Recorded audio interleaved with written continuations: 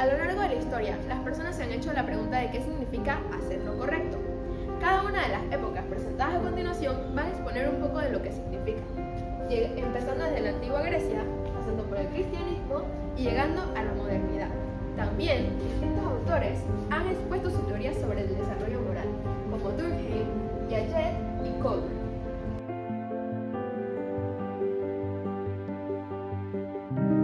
Ahora les estaré hablando un poco sobre los rasgos que describen cómo era la moral en la antigua Grecia.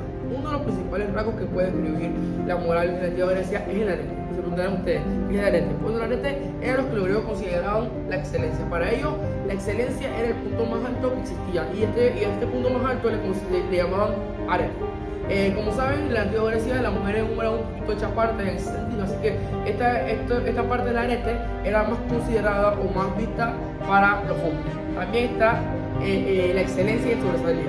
El arete era eso, pues, cuando tú llegabas al punto en el cual tú sobresalías, tú resaltabas, te convertías en un excelente, un referente para otros. Bueno, ese era como que la moral o lo que ellos describían como el punto más alto de la moral. También otro de los rasgos muy importantes que destaca sobre esta era de la antigua Grecia es la importancia del honor y la reputación.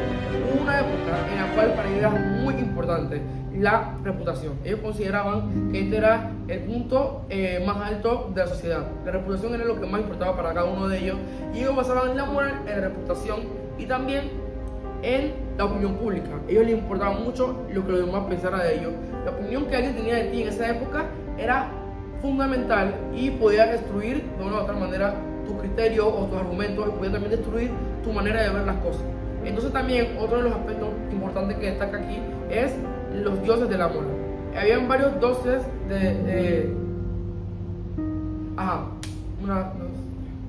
los dioses de la moral.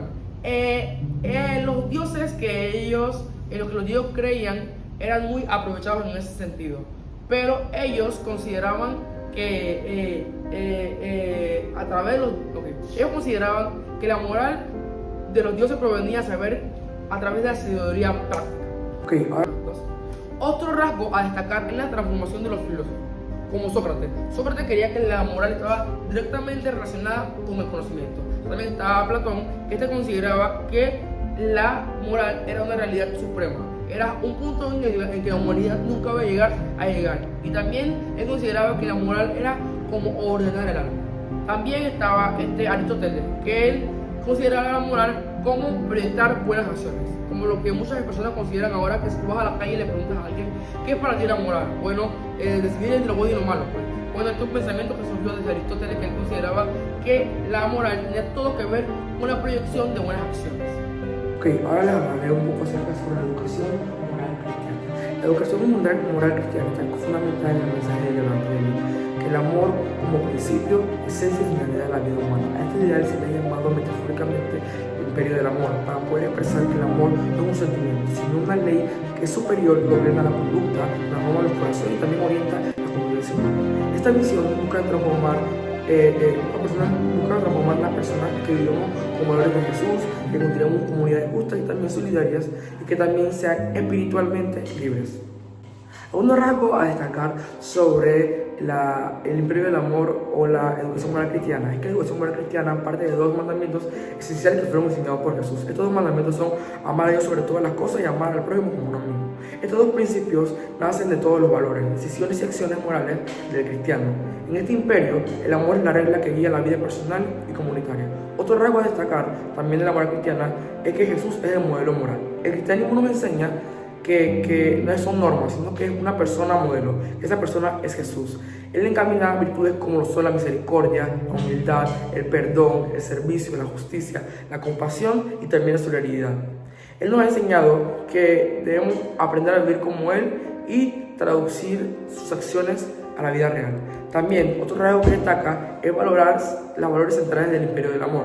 Algunos valores clave que enseñan cómo fundamentamos la vida moral, como lo son la caridad, hacer el bien sin esperar recompensa. También el perdón, que es liberarse del rencor y restaurar las relaciones.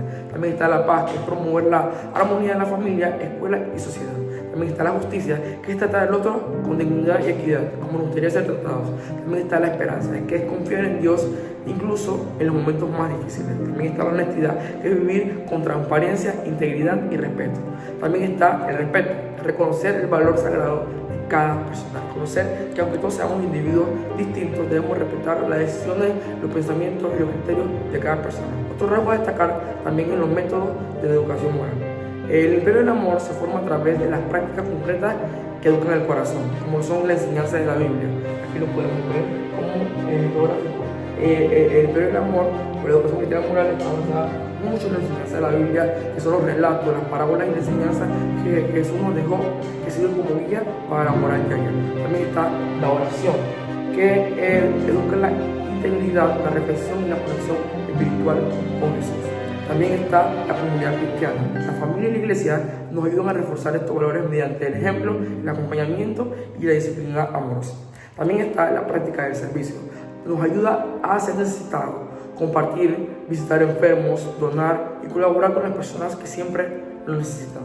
También el objetivo principal de la moral cristiana es buscar la forma de que las personas sean capaces de irradiar amor para todas las personas, en todos los espacios, en la familia, en la escuela, en el trabajo, en la vida social en general.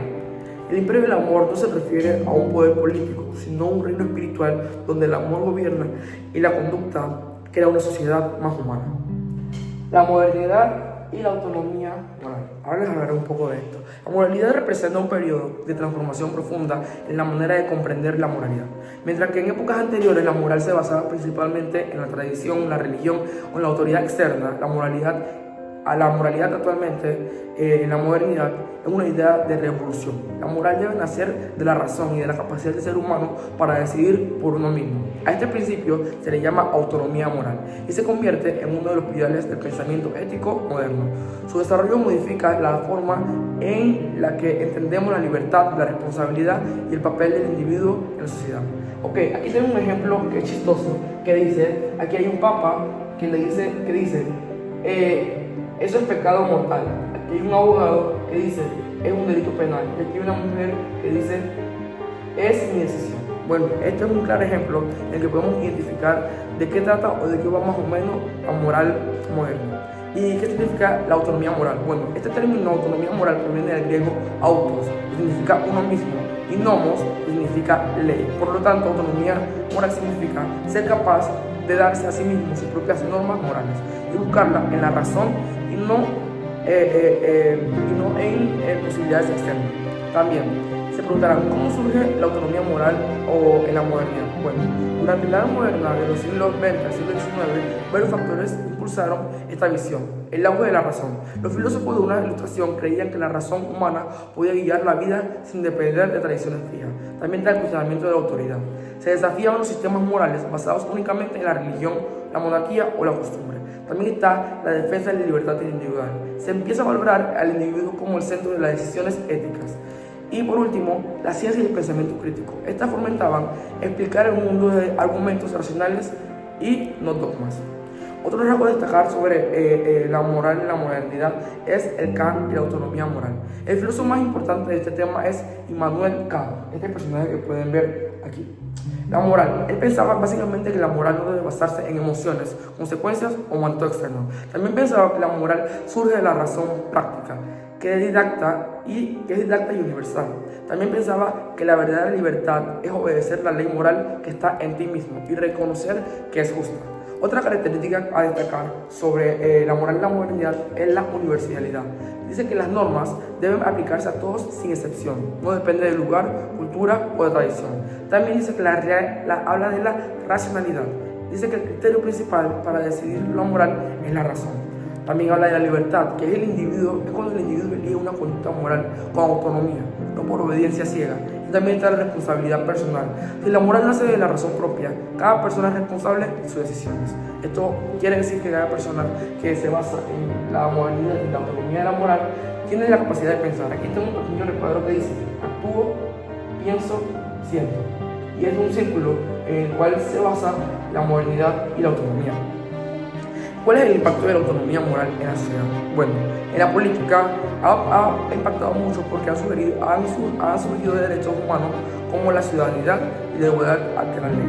También en la educación ha afectado o se ha aplicado porque promueve el pensamiento crítico, la formación ética y no adoctrinamiento.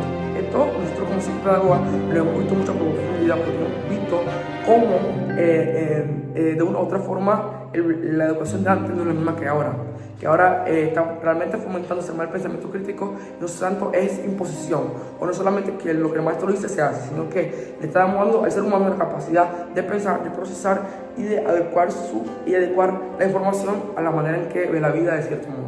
A la religión ha afectado porque se abre a un espacio de interpretación personal y de la fe consciente.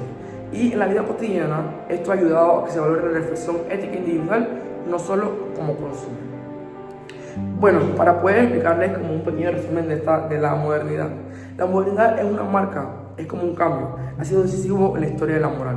Y esto ha desplazado la autoridad externa para colocar al individuo como el centro de la reflexión ética. La autonomía moral promueve una vida basada en la razón, la libertad y la responsabilidad personal. Jean Piaget exploró la génesis del criterio moral a través de un enfoque constructivista y evolutivo.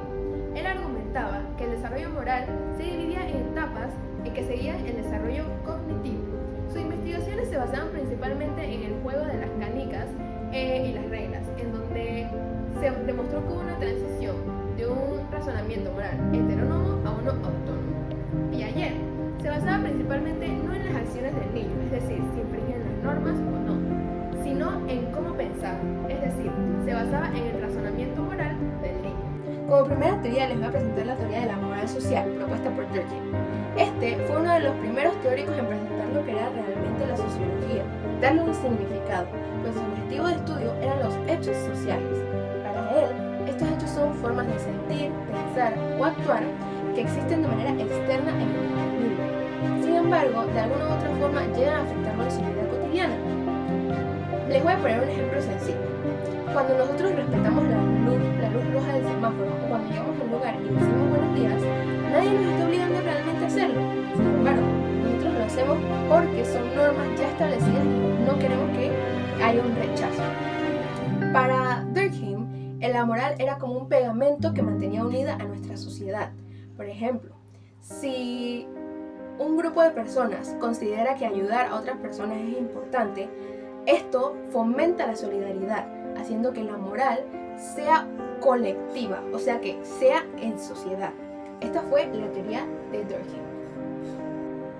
El estudio de la moral es un tema que está constantemente generando dudas, dilemas, debates e incluso teorías, pues prácticamente todos en algún momento nos hemos llegado a preguntar acerca de lo que está bien y lo que está mal. Además, nos hemos llegado a preguntar de si realmente existe un modo, un método para poder ordenar nuestras prioridades y llegar a ser buenas personas.